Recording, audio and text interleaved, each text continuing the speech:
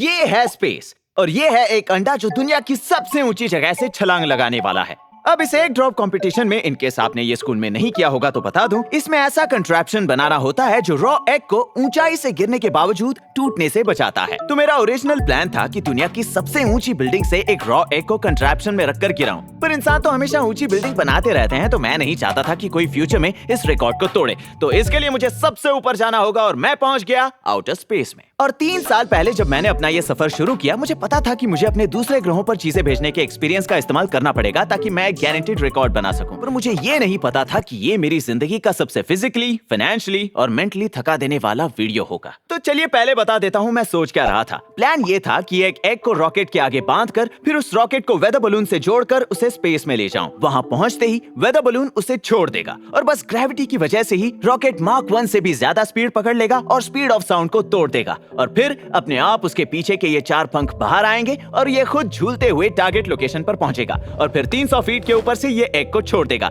जो इस मैट्रेस पर अपने आप गिरेगा जिसे हमने जमीन पर बिछाया होगा। और ये सब हमें बहुत आसान लग रहा था। तो एक अच्छे इंजीनियर्स की तरह हमने हमारी प्रॉब्लम्स को छोटे छोटे स्टेप्स में बांटा। सबसे पहले हमने एग की टर्मिनल वेलोसिटी कैलकुलेट की और टर्मिनल वेलोसिटी का मतलब होता है कि कोई भी एक वस्तु जिसमें इंसान भी शामिल है वो एक मैक्सिमम स्पीड से गिरती है जब पृथ्वी का फोर्स उन्हें अपनी ओर खींचता है और अधिक से अधिक हवा के मॉलिक्यूल्स से टकराने की वजह से उसमें बने पुशबैक फोर्स को बैलेंस करता है जैसे ही वो तेजी से गिरना शुरू करते हैं। इंसानों की स्पीड होती है 200 किलोमीटर पर आवर और एक एग के लिए कुछ सिंपल मैथ करने के बाद हमें पता चला कि ये गिरेगा 120 किलोमीटर पर आवर। और इस बात का ध्यान देने के लिए कि ये एग मैट्रेस पर अपनी टर्मिनल वेलोसिटी से गिरने के बावजूद टूटेगा नहीं, हमने हमारा पहला टेस्ट किया। और क्योंकि हमें इतनी ऊंची बिल्डिंग नहीं मिली जिसके वकील हमें ये एग फेंकने के लिए ऊपर चढ़ने दें, हमें थोड़ा इम्प्रोवाइजेशन करना पड़ा।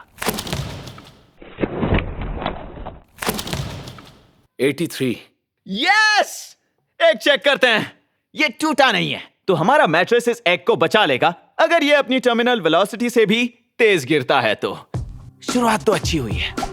तो हमारे DIY स्पेस प्रोग्राम का अगला स्टेप है मेरे दोस्त के कैलिफोर्निया के ग्रिडली शहर में मौजूद एक छोटे से फार्म में जाना, जहां पर हमने एलिफेंट टूथपेस्ट का वर्ल्ड रिकॉर्ड तोड़ा था। हमारा प्लान है हमारे टारगेट मैट्रेस को यहाँ पर रखने का जिस पर हमारा एग लैंड करेगा, वो भी फील्ड के बीच में। बस हमारी मैट्रेस नॉर्मल मैट्रेस से थोड़ी बड़ी है। ठीक है, तो यहाँ पीछे हमने स्मोक चार्ज लगाया है ताकि जब वो ऊपर आसमान से आए तब हम इसे पिक कर सके। तो ये है कंप्यूटर और ये है इसके पंख। बाय द वे, ये है जो और इसके इंटरेस्टिंग चैनल का नाम है BPS स्पेस। और जो बात इसे बहुत कूल बनाती है वो है कि इसने किसी भी स्कूल से इंजीनियरिंग डिग्री नहीं ली है। इसने सब खुद सीखा है और हाल ही में इसने एक रॉकेट लॉन्च करके उसे SpaceX स्टाइल में लैंड किया, वो भी 7 साल कोशिश करने के बाद। जो का काम है कि वो रॉकेट को ट्रैक करके उसे मैट्रेस की ओर गाइड करे पीछे लगे इन मूवेबल पंखों के साथ, और मेरा काम है पेलोड संभालना। ऊपर जाते वक्त एग जमने से टूट न जाए इसलिए हमने इसे एक छोटे से ओवन में हीटर के साथ रखा है और उसके साथ ही है अपने आप एग को छोड़ने वाला मैकेनिज्म भी।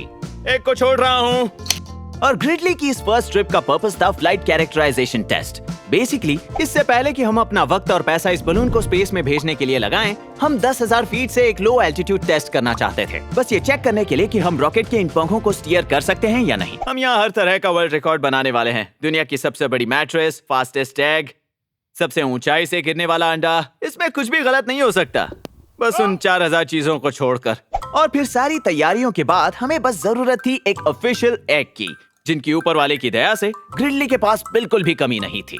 हाय, आई एम सॉरी। ये बहुत डरावना है। ओके ओके ओके, नहीं नहीं नहीं नहीं। हे हे हे, आई एम सॉरी मेरा प्रेशियस एग। हमारे संसार के इतिहास में ये है वो पहली मुर्गी जिसने ऐसे अंडे को जन्म दिया है जो स्पीड ऑफ साउंड से भी ज्यादा तेज जाएगा, supersonic, mark 1। Thank you, I am sorry, मैं जा रहा हूँ, कांग्रेचुलेशंस। तो दूसरे दिन हम सुबह के 4 बजे उठे क्योंकि तभी हवा सबसे शांत होती है ताकि हम हमारे फाइनल प्री लॉन्च की तैयारी कर सकें। हम लोड कर रहे हैं हमारे प्यारे एग को। साथ ही लास्ट मिनट में हमने एक मेटालिक स्ट्रीमर भी रॉकेट के पीछे जोड़ दिया ताकि उसे विजुअली ट्रैक करने में आसानी हो। हमारे पास सब कुछ दो है। हमारे पास 2 लीड्स है, 2 इग्नाइटर्स है, मार्क के पास 2 सर्वोस है, फेयरिंग पर गलती होने का चांस नहीं। और तभी हमें हमारी गलती का सामना करना पड़ा। ओके, GPS पागल हो गया है। हमें लॉन्च को बंद करना पड़ेगा। हम बस चल ही रहे थे और फिर एक अचानक पुक करके बाहर निकल गया। और लॉन्च को बंद करना मतलब हमें अनफॉर्चुनेटली बलून में से सारी हीलियम गैस निकालनी पड़ी। और मौका मिला ही है तो मैं इसे ऐसे कैसे जाने देता। हेलो ये मजेदार है। फिर होम बेस पर हमने कुछ टेस्ट किए जिसने हमारे हाइपोथेसिस को कंफर्म किया, क्योंकि जीपीएस यूनिट ठीक रॉकेट के पीछे लगा था। लास्ट मिनट के मेटालिक स्ट्रीमर एडिशन की वजह से उसने जीपीएस के सिग्नल के साथ छेड़छाड़ की और उसकी वजह से रॉकेट का मैच स्पीड कैलकुलेट करने में कंफ्यूज हो गया, तो उसने वक्त से पहले ही एग रिलीज कर दिया। तो अगली सुबह हमने फिर कुछ मॉडिफिकेशंस किए, जिसमें सबसे इंपॉर्टेंट मॉडिफिकेशन था मेटालिक के बजाय प्लास्टिक ट्रैकिंग स्ट्रीमर लगाना। अच्छी बात यह है आज बिल्कुल भी हवा नहीं है। बुरी बात यह है कि आज तापमान 20 डिग्री कम है, जिसका मतलब है हमारा मैट्रेस मानो जम गया है। फिर भी हम आगे बढ़े। मार्क, तुम्हें गिरना नहीं है। और मैंने बहुत ध्यान से हमारे रॉकेट को नए बलून लॉन्च साइट पर डिलीवर किया। भेज दो बेबी, अच्छे से भेज दो।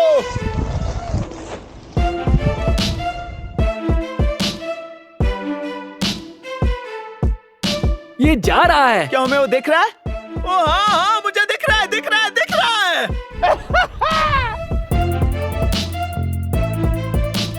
ओ, ये रहा वो। और जबकि ये सारी चीजें बहुत बढ़िया दिख रही थी, तो शायद हम मुश्किल में पड़ सकते हैं। हम तुरंत समझ गए कि हमने जितना सोचा था ये बलून उससे धीरे ऊपर जा रहा था। हम दक्षिण की ओर हैं और हमने आधा रास्ता ही तय किया है, जो हमारी सोची हुई ट्रैजेक्टरी से बिल्कुल अलग था। तो कुछ और मिनट रुकने के बाद हमने रॉकेट को मैन्युअली ड्रॉप करने का फैसला लिया, क्योंकि हम ऑलरेडी रॉकेट से इतने दूर थे कि उसे ग्रेविटी और बस पंखों की मदद से सीधा मैट्रेस पर गिराना मुश्किल था। 3, 2, 1 क्लिक्ड। अरे नहीं, ये सही नहीं है। और फिर इस तरह हमें दिन की दूसरी मुश्किल का सामना करना पड़ा, जब हमारे पंख ने रॉकेट को गोल गोल घूमने पर मजबूर कर दिया। एल्टीट्यूड है 1400, ये बहुत तेजी से नीचे आ रहा है।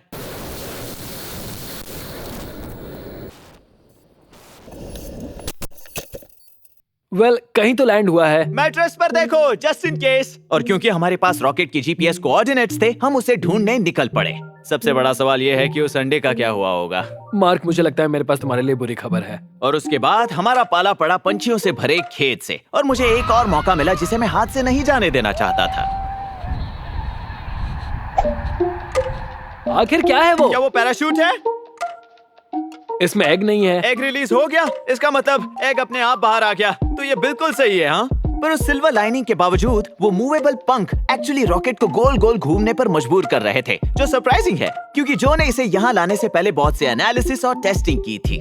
तो सारे फुटेजेस और फर्मवेयर को ठीक से देखने के बाद वो कोड में छिपे एक दबंग नेगेटिव साइन को खोजकर ठीक करने में कामयाब हो पाया, जो इस सारे कंट्रोल इश्यूज का कारण था। जिसका मतलब हम एक और फाइनल ट्राई के लिए तैयार थे।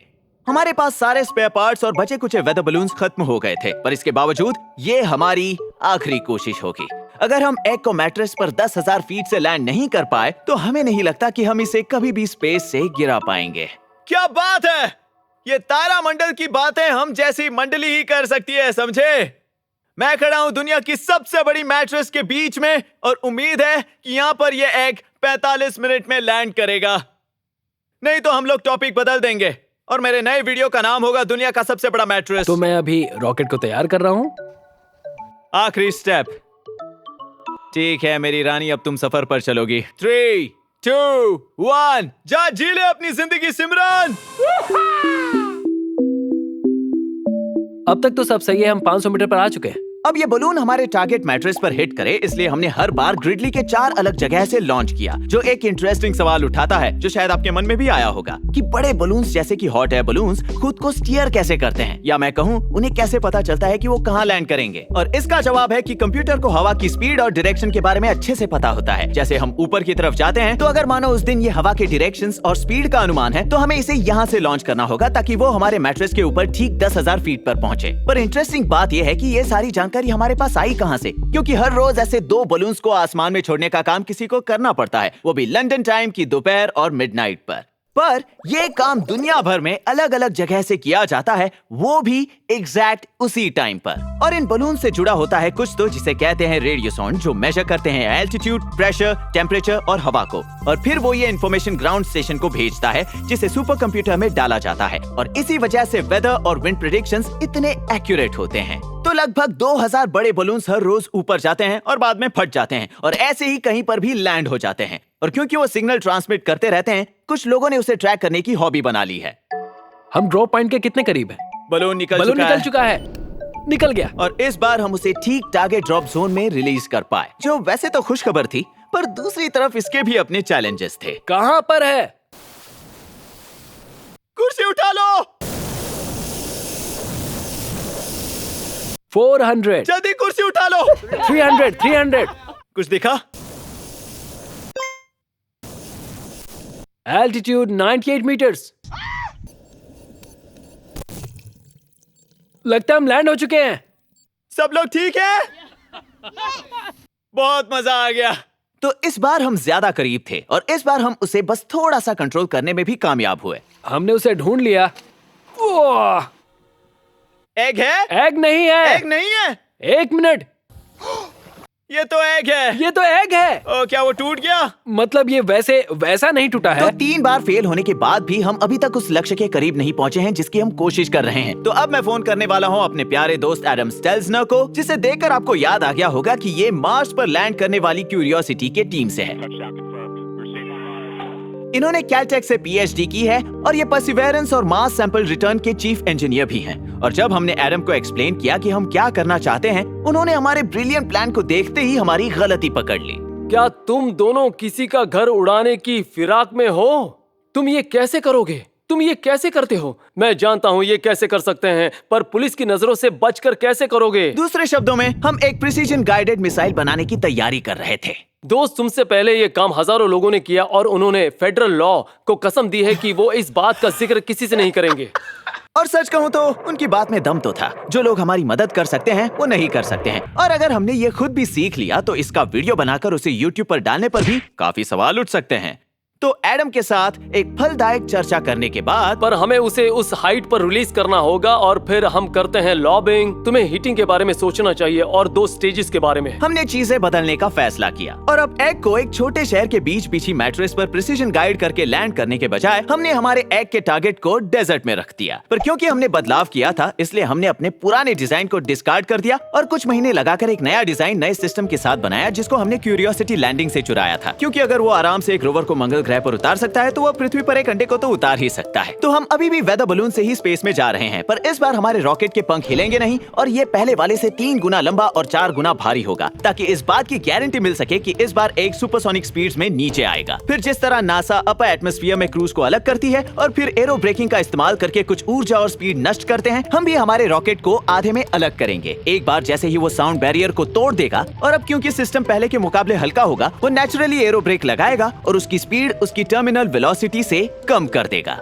मार्स में अगले स्टेप में पैराशूट खुल गया था। उसके बाद उसके हीट शील्ड अलग हो गए थे। हम भी हमारे रॉकेट में खुद का पैराशूट लगाएंगे और उसके आगे लगे कोन को रिलीज कर देंगे, जिसकी वजह से आगे लगे हमारे एयर बैग्स कुशन्स एक्सपोज हो जाएंगे। जैसा आप देख सकते हैं, हमने इसे लिया है स्पिरिट और अपॉर्चुनिटी लैंडिंग से। हमने जानबूझकर इसे इतना एम्बिशियस रखा है और बहुत कॉम्प्लिकेटेड बनाया है। पर कुछ महीनों बाद हम अपने नए डिजाइन से बनाए हुए रॉकेट के साथ नई उम्मीदें बांधे हुए फिर से डेजर्ट में पहुंच गए। और अब बारी थी हमारे ऑरेंज पैराशूट की, क्योंकि जब मैंने नासा छोड़ा था तो मेरे दोस्तों ने मुझे ये नायलॉन का रेक्टेंगुलर पीस दिया था और पैमाने के हिसाब से ये रेक्टेंगल एग्जैक्टली उसी पैराशूट का हिस्सा है जिसे क्यूरियोसिटी रोवर को लैंड करने के लिए यूज किया गया था। तो जो टुकड़ा आपने देखा वो उन 80 रेक्टेंगल्स में से एक है, जिसे अभी आप दुनिया की सबसे बड़ी विंड टनल के फाइनल टेस्ट में यूज करते हुए देख रहे हैं। तो इससे बेहतर इसका इस्तेमाल और कहाँ हो सकता था। तो कुछ स्क्राइबिंग के बाद, कुछ कटिंग के बाद और थोड़ी सिलाई करने के बाद इसने अपनी जीवन का लक्ष्य पा लिया, वो भी नए मिशन के साथ। तो जैसे ही शाम हुई, हम अपने होटल लौट आए। फाइनल प्रिपरेशन के लिए देर रात तक काम किया।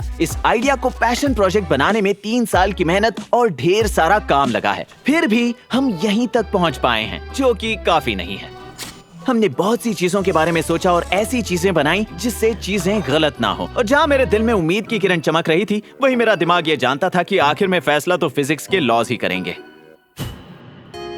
तो दूसरे दिन सुबह सुबह बलून के इंचार्ज क्रू लॉन्च साइट पर पहुंचकर उसे भरने लग गए। और ये बलून दूसरे बलून से थोड़ा अलग था, क्योंकि ये था 0 प्रेशर वेदर बलून। एक टिपिकल वेदर बलून के मुकाबले ये बलून का फायदा ये है कि ये स्पेस में ऊंचाई तक जा सकता है, ज्यादा भार उठा सकता है और ये नीचे से खुला रहता है, जिसका मतलब ये प्रेशर को इक्वलाइज करता है और इसका फटना नामुमकिन है। तो जब आप चाहते हैं कि वो नीचे आए, तब आपको एक सिग्नल भेजकर रस्सी खींचनी पड़ती है, जिससे ये साइड से खुल जाता है, मानो जैसे कोई जिप लगी हो, और अपने आप नष्ट हो जाता है। पर इसकी कमी ये है कि ये इतना हल्का और पतला होता है कि इसे बिना ग्लव्स के छू नहीं सकते।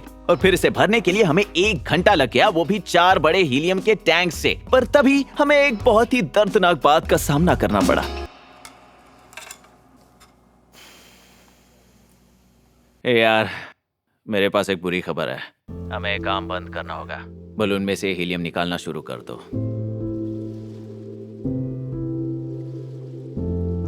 लॉन्च नहीं हो रहा। शायद कोई इशू हो गया है जो आज सॉल्व नहीं हो सकता। तो अब हम हीलियम फिर से निकाल रहे हैं। अब किसी और दिन फिर से हम कोशिश करेंगे। तो नहीं, हमें नहीं पता। तुम क्या कह रहे हो? तुम सीरियस हो? लगता यही रहा है। अब बात ऐसी हुई कि जो रॉकेट के इस हिस्से का इंचार्ज था और मैं और मेरी टीम इस हिस्से की, और जहां हम दोनों ने अपने अपने सिस्टम्स नॉजियम को एक एक करके टेस्ट किया था। पर आज सुबह ही हमने इसे एक साथ जोड़कर टेस्ट किया और तब हमारी समझ में आया कि मैंने एक बहुत ही क्रिटिकल बात को नजरअंदाज कर दिया था। तो इसका टेंशन कंप्रेशन ये कमाल का है। ये इस चीज को अच्छे से पकड़ रही है, पर प्रॉब्लम यह है कि ये बहुत लंबा और बहुत भारी है, जिस वजह से ये हिल रहा है। मतलब ये झुक जाएगा। टेंशन कंप्रेशन में तो अच्छा है, पर मार्क 2 में ये होना मतलब ये काम नहीं करेगा। दुनिया में इस साइज का बलून है ही नहीं जिसे हम एक्सेस कर सकते हैं। अगले महीने के लिए भी यही इस्तेमाल करेंगे। हम इसे संभाल के रखने की कोशिश कर रहे हैं। उम्मीद है कि हम इसे दोबारा इस्तेमाल कर सकते हैं, पर अगर इसे गलत जगह छुआ तो अभी तो बस इम्परफेक्शन है, पर शायद इसकी वजह से हमारा फ्यूचर मिशन भी बर्बाद हो जाएगा। और मेरे लिए ये जिंदगी का सबसे लो पॉइंट था। दो अलग सिस्टम्स को जोड़ना मतलब इंजीनियरिंग का सबसे क्लासिक फेलियर पॉइंट था। मैंने इतनी बड़ी बात कैसे मिस कर दी, यही मैं सोच रहा था। और फाइनेंशियल कॉर्नर्स के बारे में तो बात ही नहीं करना चाहता। मुझे लग रहा था कि मैंने ना सिर्फ मेरी टीम के साथ साथ मेरे बाकी हेल्पिंग क्रू को भी और उन लोगों को भी दुखी किया जो 6 घंटे ड्राइव करके सिर्फ ये देखने के लिए वहां पहुंचे थे। पर यही तो फेलियर की बात है। इसकी चुभन सबसे ज्यादा होती है, पर इसकी वजह से इतना तो सीख जाते हैं कि क्या नहीं करना चाहिए। और मुझे वहां बैठे भले ही बहुत दुख हो रहा था, जो किसी भी अच्छे इंजीनियर को होता। मेरे दिमाग में मैंने एक लिस्ट को तैयार कर लिया था जिसे हम इस प्रॉब्लम को फिक्स करके एक बार और कोशिश करें और इस मिशन को सक्सेसफुल कर दिखाएं। और कभी हार ना मानने का सिद्धांत ऐसा है जो कभी सीखा नहीं जा सकता है। इनफैक्ट मेरा इसमें इतना विश्वास है कि मैंने अपनी टॉय कंपनी क्रंच लैब्स ये सोचकर ही शुरू की कि मैं बच्चों को भी एक इंजीनियर के जैसे सोचने की कला सिखा सकूं। तो इसके बिल्ड बॉक्स के साथ हर महीने आपको सिर्फ एक सुपर फन टॉय ही नहीं मिलता, पर आपको ये मेरे साथ करने का मौका मिलता है जिसमें मैं इसके काम करने के पीछे का फिजिक्स भी सिखाता हूँ। तो हम ऐसे माहौल में होते हैं जहाँ पर बनाना और सफल होना एक साथ होता है, ताकि प्रिंसिपल्स को अच्छे से सीख पाएं। तो अगर आप एक बच्चे हैं और अगर आप अपनी क्रिसमस लिस्ट में सबसे टॉप में कुछ रखने के लिए ढूंढ रहे हैं, या आप किसी और को गिफ्ट देना चाहते हैं ताकि आप उनके हीरो बन जाओ, तो सीधा जाओ crunchlabs.com पर। अब मेरे खुद के हार से दोबारा उठ खड़े होने के लिए हमने 4 चीजों पर ध्यान दिया और फाइनल लॉन्च के लिए हमारे हिसाब से कोशिशें करना शुरू किया। सबसे पहले हमने कनेक्शन पॉइंट को फिक्स करने के लिए शीट डिजाइन से बेहतर बनाया ताकि वो झुके ना, और फिर सही एल्टीट्यूड पर आने पर वो अपने आप 2 हिस्सों में अलग हो जाए, वो भी ब्लैक पाउडर चार्ज के साथ। दूसरा, हमने रॉ एग में कुछ वैक्यूम और टेम्परेचर टेस्ट किए। स्पेस में एयर प्रेशर नहीं होता है और बलून को स्पेस में जाने के लिए 2 घंटे लगते हैं। वहाँ ठंड भी बहुत होती है, तो अगर आपने एग को बचाने के लिए कुछ नहीं किया तो वो हर बार जमने की वजह से टूट जाएगा। तो हमने कुछ हीटर्स की जांच की ताकि एग चेंबर गर्म रहे और ये प्रूव हो जाए कि एग हमेशा वार्म रहे। तीसरा, हमने हमारे सिस्टम में रिडंडेंसी बनाई। जब नासा मंगल ग्रह पर कुछ छोड़ता है तो वो लोग वहाँ उसे ठीक करने नहीं जा सकते, मतलब उसे काम करना ही पड़ता है, और इसीलिए क्रिटिकल सिस्टम्स का बैकअप होता है। क्यूरियोसिटी सिस्टम में मेरे बनाए डर्ट सैंपल के हार्डवेयर में भी जो रोवर में सैंपल उठाकर रखता है, उसमें एक ही जगह पर 2 दरवाजे थे, ताकि अगर एक दरवाजा काम करना बंद कर दे तो दूसरे से काम बन जाए। हमारे केस में रिडंडेंसी का मतलब था 2 फुट लंबा कस्टम बीच बॉल, जिसमें हमने हमारा दूसरा एग रखा पैकेजिंग मटेरियल में लपेटकर, और उसके पीछे लगाया एक 20 फुट लंबा स्ट्रीमर जिसे हम पत्थर की तरह गिरा देंगे। ये एकदम आसान होगा, ना कोई पैराशूट डिप्लॉय होगा, ना कोई ऑटोनोमस टाइमिंग सीक्वेंस चलाएंगे, और ना ही कोई झगमग मैकेनिज्म होगा। ये होगा हमारा रिडंडेंट। हाँ पता है ये थोड़ा सा बोरिंग है, पर कम से कम एग को सेफली लैंड करने का दूसरा मौका तो होगा। चौथा और आखिरी, हम एक लोकल क्रेन यार्ड में गए हमारे दोनों सोल्यूशन के साथ, उनकी अपनी अपनी टर्मिनल वेलोसिटी पर टेस्ट करने। वैसे शुरुआत हमने बीच बॉल से की। कम ऑन बेबी, ये बिल्कुल ठीक है। और उसके बाद हमने रॉकेट का फाइनल लैंडिंग कॉन्फ़िगरेशन टेस्ट किया। ओह ये बाय द वे उस असली वाले रोवर पैराशूट ने बढ़िया काम किया सच में। और फिर इसके बाद हम 6 घंटा ट्रैक करके दोबारा डेजर्ट में गए, और इस बार मैं सच में दिल से चाहता हूँ कि ये आखिरी बार हो। हे गाइस, 4 बार हार का सामना करने के बाद हमने बहुत कुछ सीखा, जिस वजह से मैं ऑप्टिमिस्टिक महसूस कर रहा था। और जब हम पहुंचे तो हमें दो बड़ी खुशखबरी मिली। पहली कि हमारा super delicate zero pressure balloon जिसे हमने पिछले लॉन्च में यूज किया था वही इस बार भी कर रहे थे, क्योंकि इसके जैसा दूसरा मिलना आसान नहीं था। इसे हाथ लगाने पर भी इसमें छेद बन सकता था। तो मैं बहुत डर डर कर फिश स्केल रीडिंग को चेक कर रहा था जो हमें इसका हाल बताने वाला था। इसकी फोर्स रीडिंग है 37.6 किलोग्राम्स, क्योंकि बोयेंसी फोर्स इसे ऊपर की ओर खींच रहा है। और इम्पोर्टेंट बात यह है कि ये बदल नहीं रहा है। अगर ये बदलता रहता और बार बार नीचे आता तो इसका मतलब इसमें छेद होता, पर ये रुका हुआ है 37.6 पर। ये बड़ी बात है। और दूसरी खुशखबर ये थी कि मेरा जिगर का टुकड़ा, मेरा लकी चार्म एल चेन यहाँ पहुंच चुका था। एल को शायद आप पहचानते होंगे, वो एडम के साथ वो दूसरा बंदा है यहाँ पर जिसने एक्चुअली ये कहा था, Touchdown confirmed. We're safe on Mars. अगर हम कामयाब हुए तो यही होगा जो ऑफिशियली बताएगा। और फिर सारी जरूरी लास्ट मिनट तैयारी करने के बाद और 3 साल के बाद तुम तैयार हो बेबी। हम आखिरकार उड़ने के लिए तैयार थे। रेडी 3, 2, 1।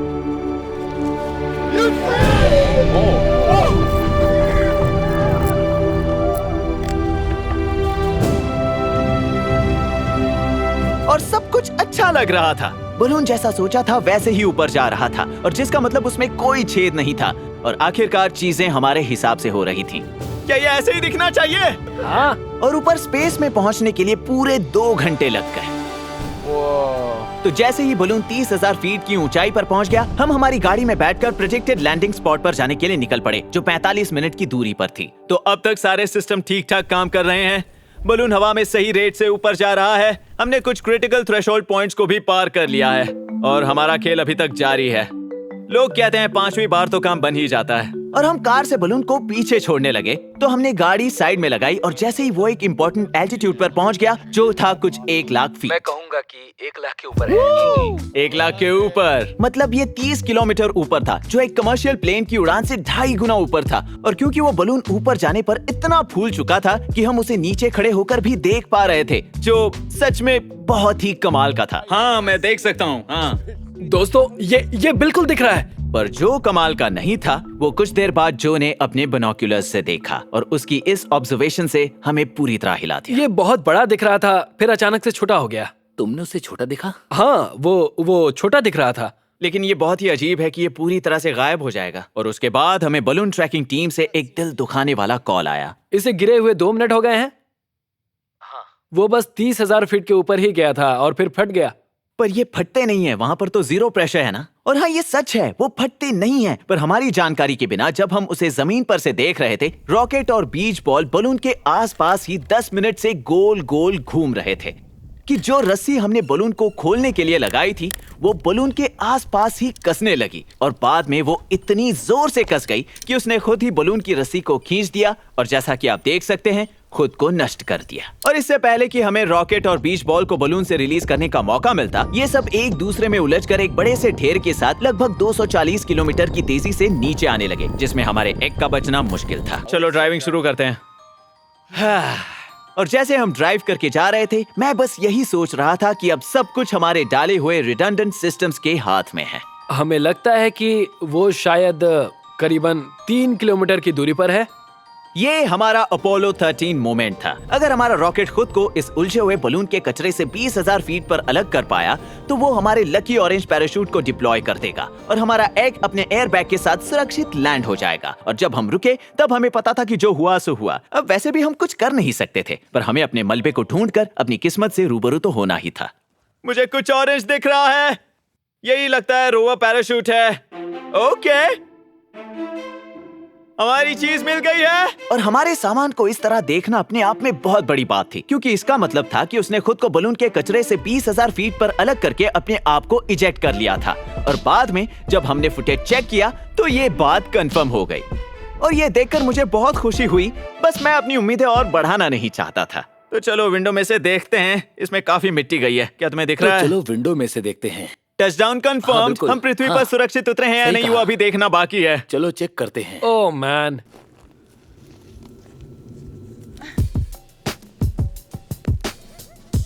हम पृथ्वी पर सुरक्षित पहुंच गए। हमने कर दिखाया। ये अंडा बहुत गर्म है। ये अंडा स्पेस में था और अब ये पृथ्वी पर है, और ये बिल्कुल भी नहीं टूटा है। इसके बाद हम हमारे बीच बॉल को ट्रैक करने निकल पड़े, जो मेरे हिसाब से फिलहाल तो बस एक एक्स्ट्रा क्रेडिट जैसा था। ये है बैकअप, सिंपल सोल्यूशन वाला, एक असली इंजीनियर के सोल्यूशन की तरह। ओह माय गॉश, जरा देखो, हम पृथ्वी पर सुरक्षित पहुंच चुके हैं। हम पृथ्वी पर सुरक्षित पहुंच गए हैं, दोनों के दोनों बेबी, दोनों के दोनों। और जैसे ही हम हाथ में 2 बिना टूटे अंडे लेकर चल रहे थे, तब मुझे याद आया कि जिंदगी में चीजें हमेशा हमारे हिसाब से नहीं होती हैं, पर अपनी गलतियों से सीखकर उसमें दृढ़ता जोड़कर हम इंसान कुछ भी कर सकते हैं। फिर चाहे वो दुनिया का सबसे स्मार्टेस्ट मार्शियन रोबोट हो या ये नामुमकिन सा सबसे ऊंचा एग ड्रॉप हो।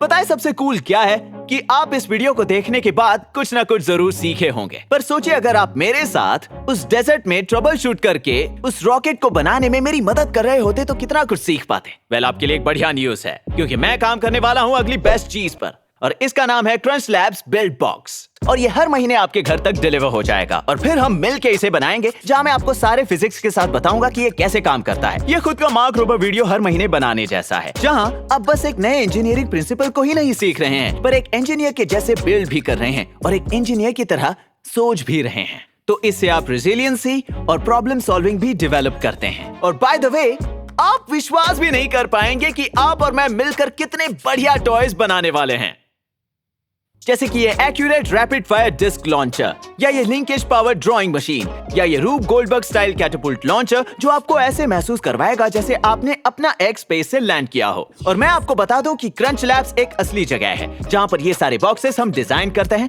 और यहाँ पर है टेनिस बॉल कैनन, दुनिया का सबसे लंबा हॉट व्हील्स ट्रैक, और एक फोम पिट, और बहुत सारे कूल इन्वेंशंस। और हर महीने आप जब अपना बॉक्स खोलते हैं, तब शायद आप उसमें ये प्लैटिनम टिकट पाएं। और अगर आपको ये मिले तो आप अपने परिवार के साथ, मेरे और मेरी टीम के साथ पूरा एक दिन बिता सकते हैं, और हम मिलकर कुछ कमाल की चीजें बनाएंगे। तो अगर आप मेरे साथ इस जबरदस्त सफर पर चलना चाहते हो और इस सैड क्रिसमस ट्री को हैप्पी बनाना चाहते हो, तो जाइए crunchlabs.com पर या डिस्क्रिप्शन में दिए हुए लिंक को यूज कीजिए, जहां हम 2 महीने पैकेज फ्री में दे रहे हैं एज अ हॉलिडे स्पेशल।